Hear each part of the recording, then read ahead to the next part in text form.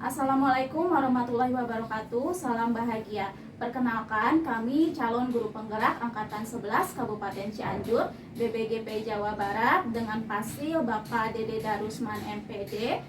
Kali ini kami akan mendemonstrasikan modul 2.3 mengenai coaching supervisi akademik. Terdiri dari pengamat atau observer, coach, dan coaching. Nah, saya sendiri Widya Astuti dari SD Negeri Tipar, Kecamatan Karangtengah sebagai observer. Dan saya Ridwan Hendarsa dari SMP Negeri 3 Cikadu, Kecamatan Cikadu sebagai coach. Dan saya Enda Rosida dari SD Tanjung Sari 2, Kecamatan Sukaloyo sebagai coach. Selamat menyaksikan. Assalamualaikum, gimana, sehat Pak? Waalaikumsalam, alhamdulillah Bu, sehat.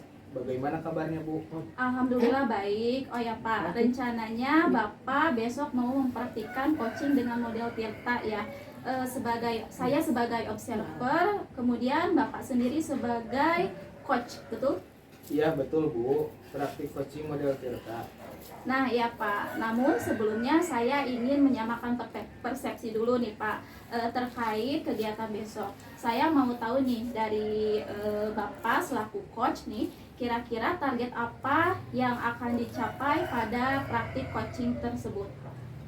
Mungkin ada beberapa hal yang menjadi target saya dalam coaching tersebut, yakni diantaranya yang pertama ingin menggali informasi tujuan utama dari coaching. Yang kedua, mengidentifikasi terkait masalah yang dihadapi oleh coaching. Selanjutnya, rencana aksi yang akan dilaksanakan oleh coaching dan komitmen dari tanggung jawab berencana yang akan diimplementasikan dan ditargetkan oleh coaching. Oh begitu Pak. Lalu kompetensi coaching apa yang hendak Bapak kembangkan? Kompetensi yang hendak dikembangkan adalah keterampilan menggali potensi diri dari coaching yang bisa membuat solusi atas permasalahan yang coaching sendiri hadapi. Jadi saya hanya membantu memunculkan potensi yang sudah dimiliki oleh coaching yang akan bisa menjadi solusi atas masalah coaching itu sendiri. Baik, selanjutnya bagian mana nih dari kompetensi Bapak sendiri yang ingin nantinya diamati?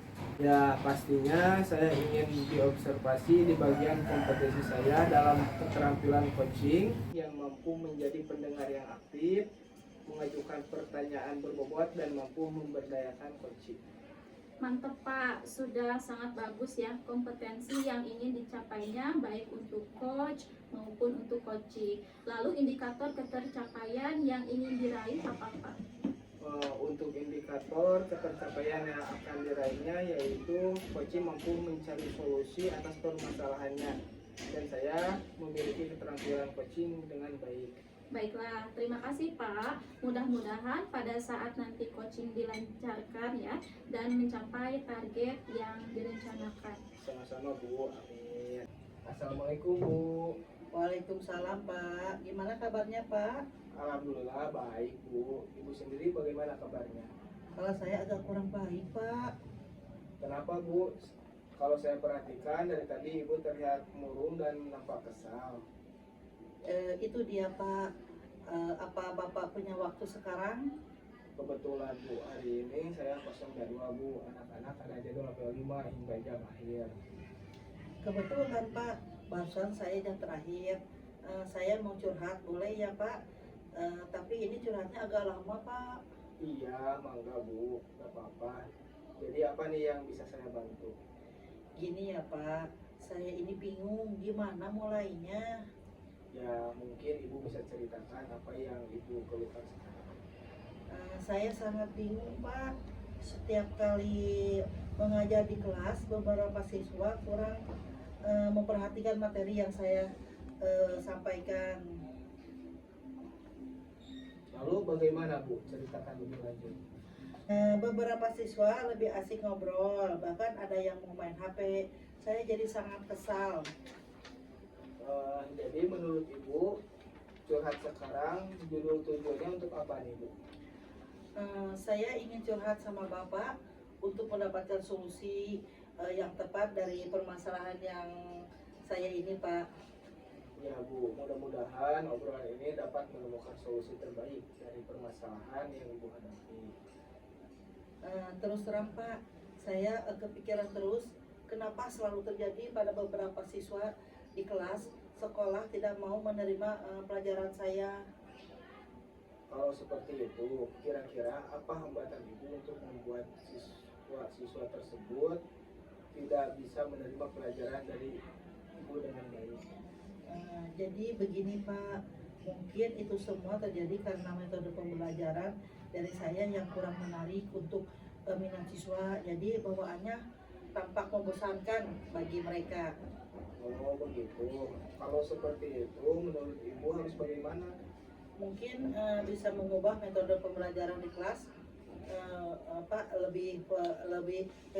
lebih variatif supaya lebih menarik siswa dalam pembelajaran di kelas. Lalu perubahan-perubahan apa saja yang akan Ibu tempuh dalam pengajarannya? Saya akan coba menyusun ulang rencana pembelajaran sesuai tujuan pembelajaran dengan metode dan model pembelajaran yang tepat untuk mereka. Menurut Ibu, metode dan model pembelajaran apa yang akan dicoba dan yang cocok untuk menarik minat siswa pada mata pelajaran Ibu? Mungkin Pak bisa dicoba dengan metode diskusi, permainan dan bermain peran pada model pembelajaran discovery learning dan metode demonstrasi, tugas proyek dan kunjung karya pada model pembelajaran project basis learning. Kemudian kegiatan pada metode dan model pembelajaran tersebut di kelas akan seperti apa rencananya Bu? Saya akan mencoba dengan sarana TikTok atau Reels, Instagram untuk demonstrasi dan bermain peran. Untuk diskusi dan permainan bisa langsung di kelas, bisa menggunakan kelompok yang sudah dipetakan, dan untuk tugas proyek dan kunjungan karya bisa dengan cara membuat pameran kecil-kecilan dengan kunjungan beda kelompok. Nah, itu sudah sangat bagus sekali Bu. Selanjutnya, bagaimana dengan tindak lanjut yang akan Ibu lakukan untuk menopang rencana tersebut atau alangkah awal yang mendasarinya? Ya Pak, saya akan segera memetakan siswa berdasarkan kesiapan belajar mereka, mengidentifikasi kebutuhan dan keinginan siswa dalam belajar, menapaki kodrat alam dan kodrat zaman para siswa serta mimpi-mimpi mereka dalam pembelajaran.